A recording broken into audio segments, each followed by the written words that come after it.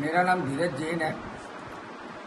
आज जो दादा का चमत्कार हुआ है, उनके राइट और लेफ्ट आँख से अभी जरा जब मैं जो दुख के आंसू को या खुशी को भक्तों की, ठीक है, जो समझना चाहे वो समझ लो। ये जो चमत्कार हुआ है ये हमारे लिए कल्पना भारती थी। मतलब ऐसे दादा के चमत्कार आए दिन तो होते थे, लेकिन ये एक महीने में 2-3 चमत्कार ऐसे हुए जो अभी जरा हुआ है, आज वो प्रथम पहली बार हुआ है। ये देखकर આજે હું અહીંયા દર્શન કરવા આવી ત્યારે આવી રીતે દાદાનો જે ચમત્કાર જે થયો, એકચ્યુઅલી આ 2 દિવસથી અમે લોકો 3-4 દિવસથી આપણું ચાલ્યું. અમે લોકો 18 અભિષેકને કરાવ્યું. આજે પદ્માવતી માતાનું પૂજન જે થયું પાર્શ્વનાથી, એના કારણે ધર્મેન્દ્ર દેવ દેવીઓને બંધાયેલા હતા, જે આજે શાસન દેવી ખુલી ગયા છે. ધર્મેન્દ્ર દેવ દેવીઓ એના જે શાસન દેવીએ આને અમીજરા પાર્શ્વનાથ દાદાને અને સાથે રહીને જ્યારે છૂટા કર્યા અને એમને એવું દુઃખ વ્યક્ત થયું એમને કે ભગવાન આવી રીતે એમનો પરિવાર જતો રહ્યો છે, જે રીતે એ પરિવાર તેને પાછો બોલાવવા માટે દાદાની આંખમાંથી અમી ઝરણા થાય. દાદા રિયલમાં રડી રહ્યા હતા.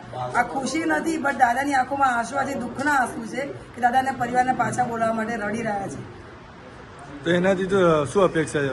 જે ચમત્કાર થયો એનાથી અપેક્ષા હવે બસ એ જ કે આવું જોઈને દાદા ફરી જલ્દી પાછા આવે અને લોકોએ જે ભૂલો કરી છે એની ભૂલોનું પ્રાયશ્ચિત થાય કે હવે અમે જે થયું છે ખોટું થયું છે, કે મારે દાદા રડતા મૂકીને ત્યાં પાછા મૂકી દેવા જોઈએ, રડતા ના રખાય. આજે જે ઘટના થઈ, ઘટના તો ના કહેવાય, આજ જે ચમત્કાર થયો છે, અમીજરા દાદાનો જે આંખમાંથી આંસુએ, જે ચોધાર આંસુએ રડ્યા છે, ખરેખર જે લોકોએ આ દ્રશ્ય નજર સમક્ષ જોયું છે ને, એમને જ ખાલી પૂછો કે એ ખરી ભાવના કેવી રીતે વ્યક્ત કરે છે.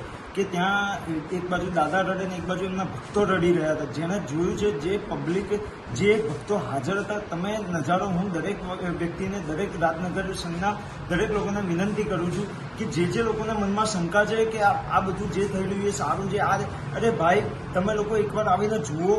દાદાની આંખમાં આંસુ દે. આ ચમત્કાર થયો, આ ચમત્કાર જ બોલી ગયો છે કે ચિંતામણી દાદા અને એમનો પરિવાર સહિત બધા અહીંયા પાછા પુનઃ અહીંયા બિરાજમાન થાય રાજકોટ દેરાસરની અંદર. પણ જેનાથી પણ ભૂલ થઈ છે, કોઈનાથી અમને કોઈ રાગદ્વેષ નહીં થયું કે ચલો એમની ભૂલ થઈ, અમે બી માફ કરી દઈશું. પણ તમે અત્યારે આ ચમત્કાર થયો તો આ એક સમજી લો કે નાનકડી આ જે વસ્તુ જોવા મળી છે ને, એના ઉપર તમે ચેતી જવું જોઈએ કે આ તો આજે દાદા રડ્યા છે, કાલ ઉઠીને દાદા રડાવશે એવા દિવસ ના આવે. તો એ બાબતે હું બધાને વિનંતી કરું છું કે ગુરુ ભગવંતોની જે સહી આવી છે આ કમિટીમાંથી, કે 13 થી 14 ગચ્છાધિપતિઓએ સહી કરીને આપી છે, તો ભક્તોને શું આટલો પ્રોબ્લેમ છે? 24 તીર્થંકરમાંના એક તીર્થંકર અને 108માંના એક પાર્શ્વનાથ ભગવાન અહીંયા બિરાજમાન છે.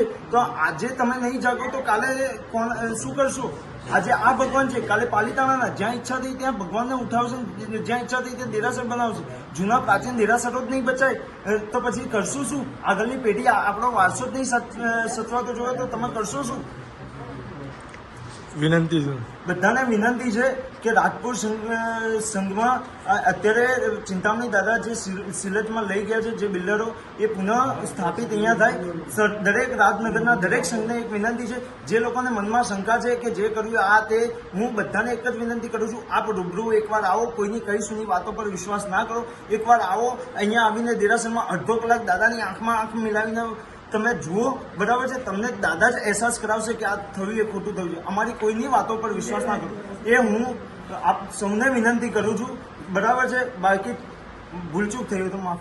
આપની આસપાસ બનતી દરેક ઘટનાઓ જોવા માટે અમારી ચેનલ દિવ્યભાસ્કર લાઈવને લાઇક અને સબસ્ક્રાઇબ જરૂર કરો.